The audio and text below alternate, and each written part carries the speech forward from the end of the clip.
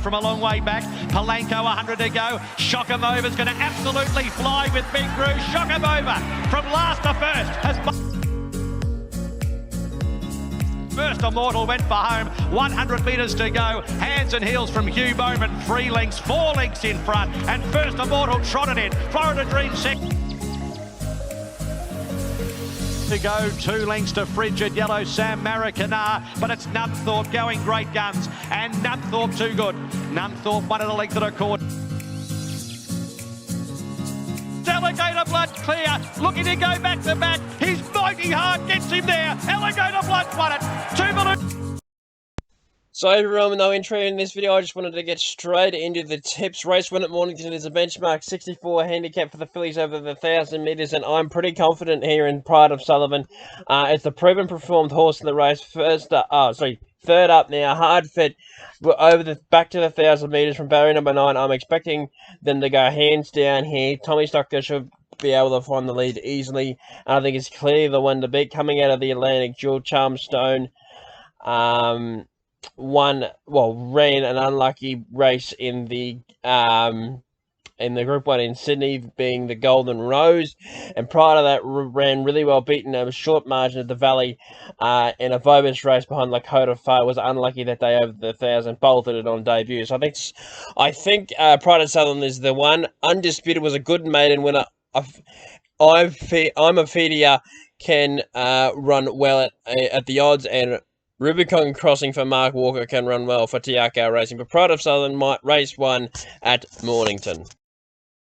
Race number 2 at Mornington is a benchmark 70 handicap over the 1,000 metres, and I'm with Midnight Charm in this race, and I'm pretty confident in its chances too. It's really well in at the weights from barrier number 9. I think it should settle handy, and its last couple of runs, last campaign, were really good, coming through 2,000 metre runs at 2 1,000 metre runs at Flemington behind Kalos and on the lead in the first one, and then Kalos and the Bopper in the Hoisted, and I think it should be taking care of these here and should be winning race number 2. Lloyd's Crown, like he gets a good run from barrier number 1, goes forward. Lem Picker was a big win last start. Can it back it up for Blake McDougall? And Oracle's Son needs to lift here to be winning, and has had a few runs this campaign. But Midnight Charm, even though it's first up, I still think it can win this. 35 the win, Mornington race 2. Race number 3 is a benchmark 70 for the fillies and mares at handicap level over the 1,500 metres, and the David Bright Oak Matt Jenkins stable will win this. It's a matter of what horse, and I'm pretty confident here in Dunelli. I think it's clearly the one to beat. It's just got better form than Fiasco Test, though. Fiasco Test is a clear second selection, and Dunelli also gets the weight off it with Rumu Pin's Claim. Mare Fancy for 3rd, I think, can run really well for Jamie Martin. Johnny McCuddle, only 2nd up here, can run well from barrier number 8. And London Point, hard fit now, and I think can run race, but the draw's a bit tricky. But Dunelli will win race number 3 at Mornington, 20 the win. Race number 4 of the Valley's a benchmark 70 over the 1,500 metres, and I'm with Pungo on top. We're scratched from Moonee Valley tonight to run here. Chris Waller for John McNeil. John McNeil for Chris Waller as well, I should say. Barrier number 2, Perfect, was in the market at Moonee Valley tonight. Is clear favourite here, and I think should be even shorter. It should be running really well and winning this. I think it's clearly the one to beat. The Brill Beeling for 2nd, Zach Spain for Philip Stokes is the one that's fit, racing well. They're coming through a weak form reference. Grand Piero is having his 3rd run since the Derby, and I think can run well and has a bit of class on his side, but probably wants a bit further than this over a staying trip. And Rhinoceros, I thought, could run well as well. But Pungo race 4, Mornington, wrong race, 30 the win.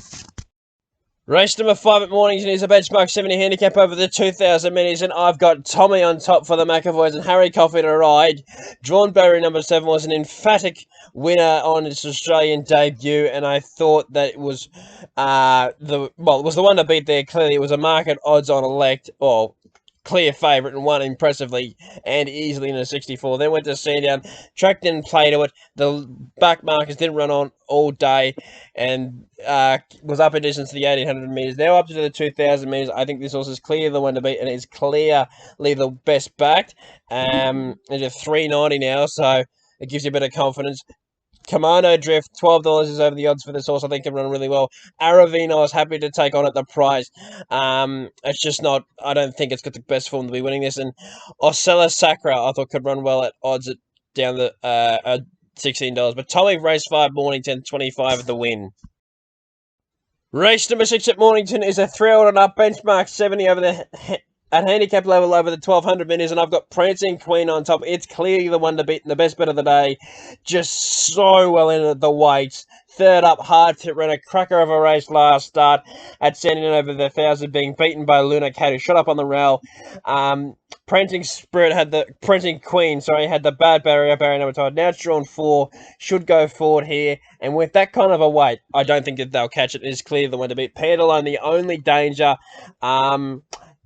but I don't know how it's going well, but I don't think he can beat Prancing Queen. Mr. Tickles can run well for Johnny McArdle and Jamie Mott in Extreme Flight, and on its best form could bolt this race in, but just need to sit. Prancing Queen, your winner, race 6, Mornington, 50 the win. Race number 7 at Mornington is the feature of the day. It's the listed RM Ansett Classic over the 2,400 metres, and I'm probably going to give a lot of people a heart attack here when I say Born a King is vulnerable, and I don't think he's going to win this. I'm with Queen Takes King. Ma uses train and Harry Coffey to ride with the 54 kilos from barrier number 1.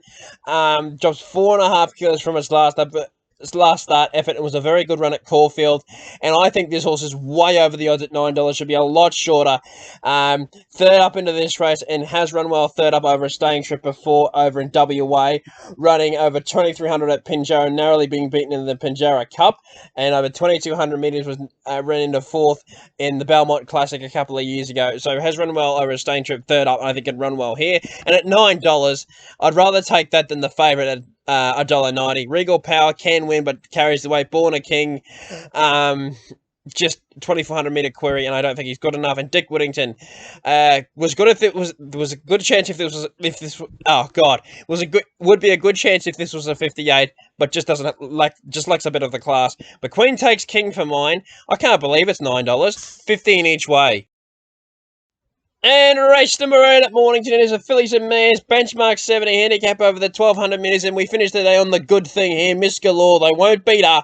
Second up here was off what was a dominant win first up. Barrier number 5, Billy Pitt in the saddle. I think it's hard to beat and confident it can win this. 230, the market's already spoken. Lady Die for second. I thought could run well. Was a good effort first up. There was favourite there. Damien Lane sticks. Cliff Brown trains. I think it can run well. Those two look the clear two. Extreme Step for third. I think can run well. Fourth up, Hard Fit for barrier number 1 for Kathleen Hevel. And Fearless Writer is first up for Andrew McGregor. Blake McDougall to ride. I think could run well. But Miss Galore will win the last at Mornington. 40 the win. I'm very confident. Thank you everyone for watching my preview for Mornington, the listed RM Ansett Classic Day. I hope you've enjoyed it. I hope you find a winner here.